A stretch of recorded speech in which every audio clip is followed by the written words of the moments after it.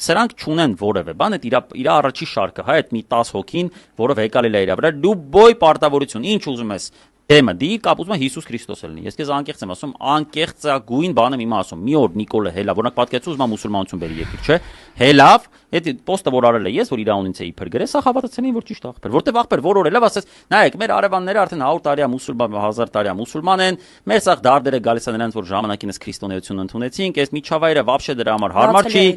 պետքա բերենք, Հիսուսն էլ ասեմ ձեզ պրոբլեմատիկ էր, իր ծագումը խորը կասկած առաջացնում, ինձ ԱԱՑ-ից բերել են փաստաթուղթ, որտեղ կոնկրետ տվյալներ կա, որ այդտեղ չի եղել